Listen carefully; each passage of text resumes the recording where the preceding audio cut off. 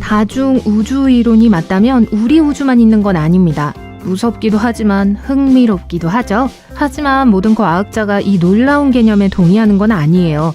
솔직히 말해서 평행우주와 실제로 접촉할 수 있다는 생각은 외발 자전거를 타면서 복권에 당첨될 확률만큼이나 희박하게 들려요. 하지만 이 이상한 개념이 더 이상 소설의 영역에만 국한된 건 아니니까 잠시만 기다려주세요.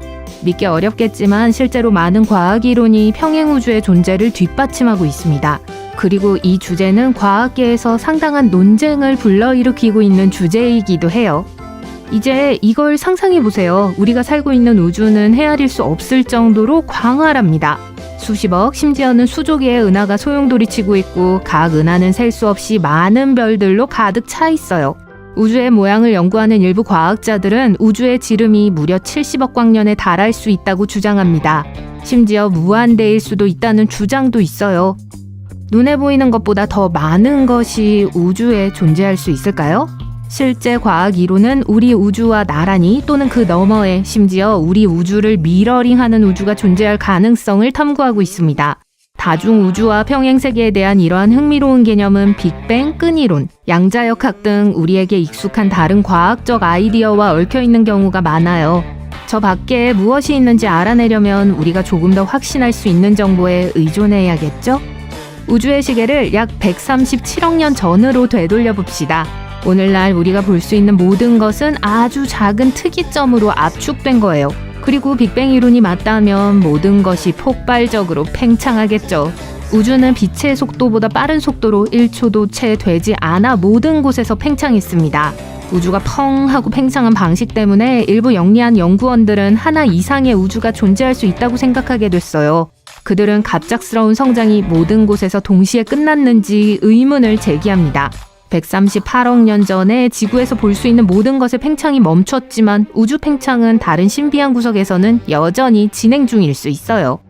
일부 이론 물리학자들은 인플레이션이 한 곳에서 끝나면 새로운 풍선 우주가 형성된다고 말합니다. 하지만 여기서 문제는 은하계 여행자처럼 한 거품에서 다른 거품으로 이동할 수 없다는 점이에요. 이 거품 우주는 무한히 확장되고 있으며 그 가장자리는 빛이 이동할 수 있는 속도보다 더 빠르게 우리로부터 멀어지고 있습니다. 여기서 상황이 더욱 혼란스러워집니다. 우리가 어떻게든 로컬 풍선의 가장자리에 도달해서 다음 우주를 만난다고 가정해 볼게요. 같은 이론 물리학자들은 이웃 우주가 완전히 다른 게임일 수 있다고 말해요. 완전히 다른 물리 법칙이 적용돼서 우리에게 기괴한 곳이 될 수도 있다는 거죠. 같은 생각으로 이 광활한 다중우주에 우리와 같은 다른 생명체가 존재할 수도 있다고 말하는 사람들도 있습니다. 문제는 우리는 시간이 지날수록 그들과 점점 더 멀어지고 있고 우리의 길은 결코 교차하지 않을 거라는 점이에요. 다른 똑똑한 연구원들도 평행우주와 양자역학을 연결하려고 노력하고 있습니다. 양자역학은 기본적으로 아주 작은 입자 뒤에 숨어있는 멋진 수학이에요. 양자역학에 따르면 이러한 입자는 한 번에 여러 상태로 존재할 수 있습니다. 이를 파동함수라고 부르는데 이 파동함수는 모든 미친 옵션을 담고 있어요. 하지만 문제는 이러한 입자를 관찰할 때 우리는 단 하나의 결과만 볼 수 있다는 거예요. 마치 우주가 우리와 숨바꼭질을 계속하는 것과 같아요. 다중세계 이론이라는 게 있는데 우리가 하나의 결과를 관찰할 때마다 다른 결과가 현실이 되는 또 다른 우주가 나타난다고 합니다. 마치 우리 우주가 거대한 나무처럼 끊임없이 수많은 버전으로 분화되는 것과 같죠. 하지만 이 대체 우주들은 서로 섞일 수 없기 때문에 약간 또는 완전히 다른 삶을 사는 다른 내가 있는지조차 알 수 없습니다.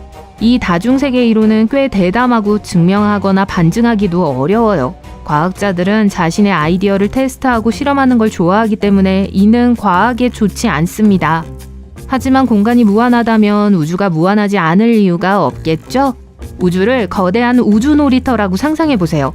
일부 전문가들은 우주가 정말 끝이 없다면 구성 요소들이 스스로 배열할 수 있는 방법은 제한적일 수밖에 없다고 생각합니다. 결국에는 특정 패턴을 반복해야 한다는 거죠. 만약 이것이 사실이라면 어딘가에는 어제 브런치로 먹은 음식까지 똑같은 삶을 살고 있는 또 다른 버전의 내가 있을지도 모릅니다. 평행우주에 대한 증거가 있을까요? 글쎄요. 어떤 사람은 있다고 말해요. 타우레드에서 온 미스테리한 남자 이야기 들어보셨나요? 타우레드라는 전혀 알려지지 않은 나라에서 일본 공항으로 도착한 한 남자의 이야기입니다. 어떤 사람들은 시간여행의 증거라고 생각하지만 다른 사람들은 그가 완전히 다른 우주에서 왔다는 증거라고 믿어요. 이 이야기가 사실이라고 믿고 싶은 만큼이나 까다로운 부분은 바로 타우레드라는 장소입니다. 현재에도 이 사건이 일어난 것으로 추정되는 1950년대에도 타우레드는 존재하지 않은 것으로 알려졌기 때문이죠. 공항 사건 이후 이 남자는 일본에 도착한 지 하루 만에 어디론가 사라졌습니다. 펑! 영원히 사라졌어요. 1954년 7월 타우레드 출신의 남자가 도쿄에 상륙한 것으로 추정되는 운명적인 날로 되돌아가 보겠습니다. 묘사에 따르면 그는 수염을 기르고 프랑스어를 구사하는 남자였어요. 아직까지는 별다른 특이점은 없죠? 누가 이야기를 하느냐에 따라 이야기는 조금씩 달라지기 시작합니다. 한 버전에서는 남성이 도장을 찍기 위해 여권을 건네자 일본 경찰의 눈이 휘둥그레졌다고 해요.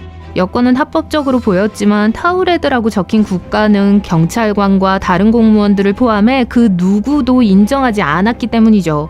당연히 그들은 타우레드 출신 방문객을 데려가 간단한 질의응답 시간을 가졌습니다. 다른 버전에서는 이 남성이 경찰관에게 타우레드에서 왔다고 솔직하게 말하고 여권을 보여주지만 경찰관은 믿지 않았다고 해요. 타우레드에서 온 남자는 장교들에게 자신의 조국이 진짜라고 설득하기 시작했습니다. 그에 따르면 타우레드는 프랑스와 스페인 사이에 자리 잡고 있고 약 1000년 동안 존재했다고 해요.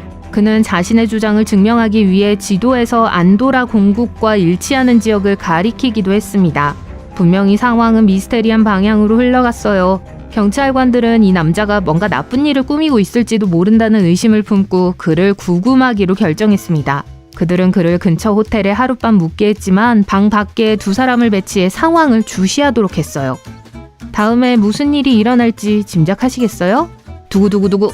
다음날 아침 경찰관들이 수사를 계속할 준비를 하고 나타났을 때 그 남자는 흔적도 없이 사라져버렸어요.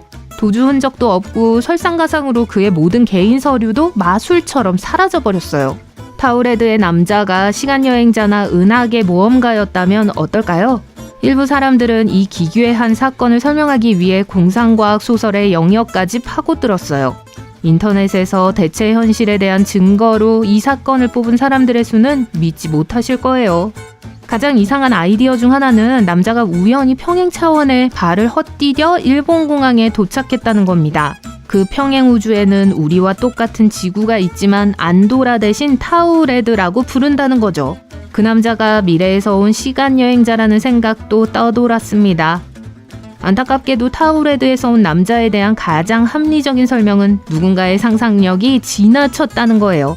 같은 이야기에 대한 여러 버전이 있는 만큼 사람들이 이 사건을 더 자극적으로 만들기 위해 터무니없는 세부 사항을 계속 추가했을 가능성이 높아요.